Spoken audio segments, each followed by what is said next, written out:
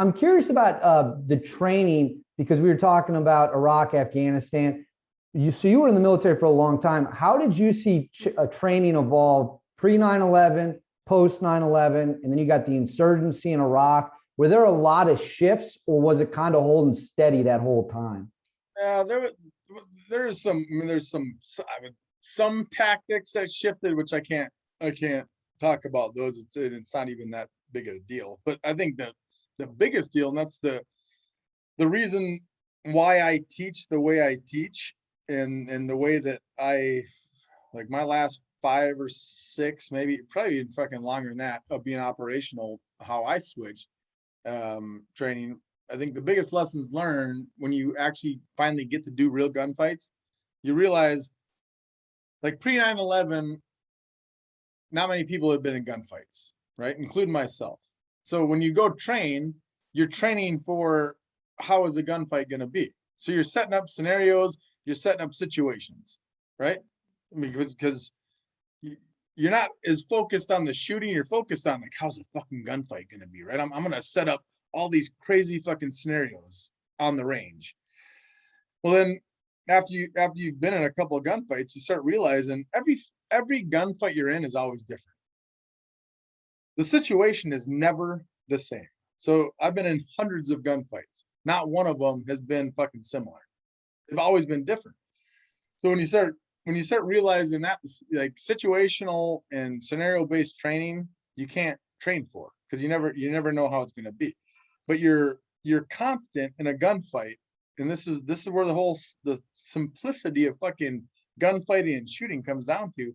You're constant in a gunfight is bringing the gun up, getting sight picture, pulling the trigger to make shots, right?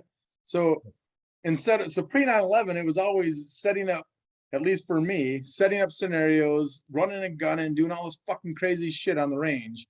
And that was like 90% of my training. That like 10% of it was the actual shooting. Because I was like, okay, I know how to fucking shoot. I'm going to train for situations.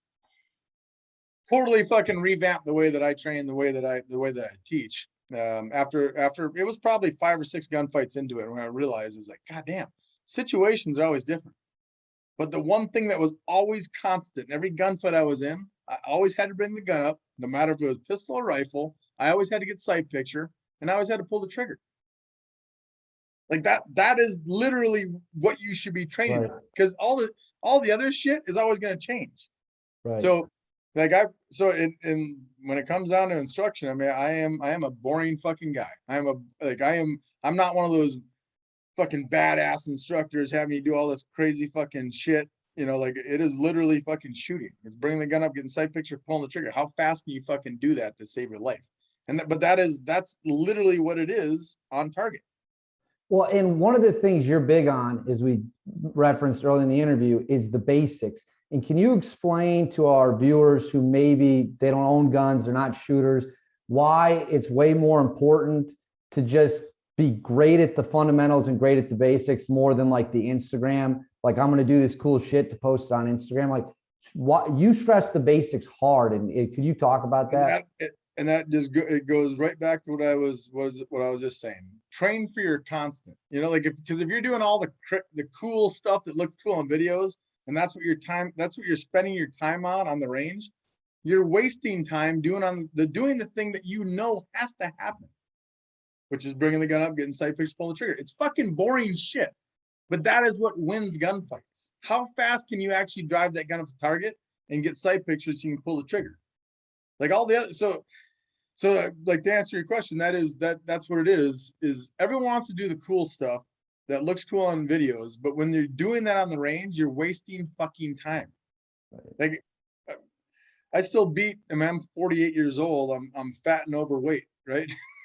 Compared to when I was operational, but I'll still outrun guys in drills, because I can still shoot. Like, it's not how fast you are on your feet. It's not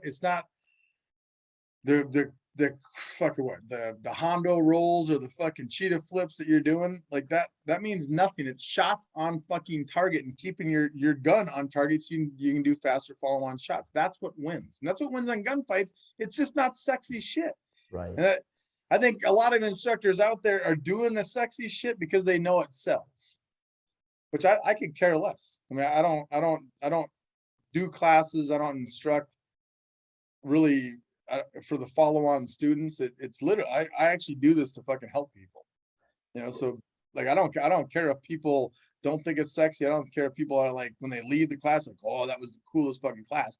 I do it to fucking hopefully save fucking lives. Well, when researching this interview, I saw a YouTube video where you made some comment, on paraphrasing. You're like, I don't have a big scary beard. Yeah. I don't have all the Yeah. tattoos, but you're like, that doesn't save you in a gunfight. Like, a beard's not beard's not bulletproof. That's not going to stop you from getting hit. And that's why I wanted to talk about the basics, because that video, which I think was a few years old even, is so good and blunt. But with your training, what's a mistake you see often from first time or kind of entry level shooters? They don't even know they're making it, but what's a common mistake that you often catch people doing? Shit, that's a good question on like the biggest thing. I would say actually the biggest thing, people that haven't shot with me that don't think is an important thing, is the reacquire the target. So they go to the range, they shoot, like right when the pistol comes up, right when the rifle comes out, right when they shoot, they immediately go back to the holster or come back down. Like no one knows the importance of reacquiring the target. And all the reacquire is after you take the shot, you're keeping the gun up from their sight picture, regardless if you're going to take another shot or not. Right. Because most people just go to the range. They only go to the range. That's all they know. Well, if you do thousands of reps of every time coming up on target, taking the shot, and then coming back down immediately, good chance that's what's going to happen in a gunfight. I've actually seen it. Well, and it goes back to kind of the cadence drill thing too, right? Like, shooting something twice and just moving on doesn't guarantee anything. It's bad muscle memory. Yep. Have you, in your training days now, have you ever had instances where someone comes to the range and they think they're Rambo 2.0, and you might not say it, but you're thinking, this dude is an effing idiot and has no idea what he's talking about? So I'm actually asked that a lot from students and from like people like yourself. I am very fortunate and lucky. I don't know if people know who I am or they watch videos. I have not had that.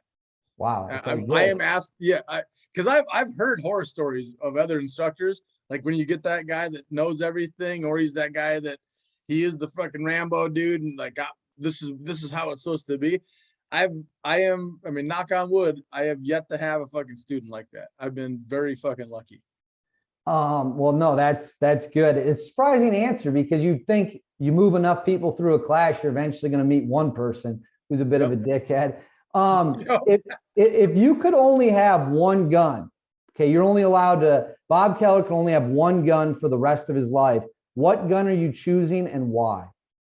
Oh God. You gonna make me answer that when I well, it would definitely, it would be my rifle for one. I have a signature rifle with SOT, and not because it's my rifle. I mean, it is set up exactly the way that I would want to go to war. That's why I came up with it. And I'm a rifle guy. I mean, Gotcha. like I run staccato pistols. They're fucking absolutely the best pistol out there. But if I was gonna, if I had to pick one, it'd always be a fucking rifle. Right.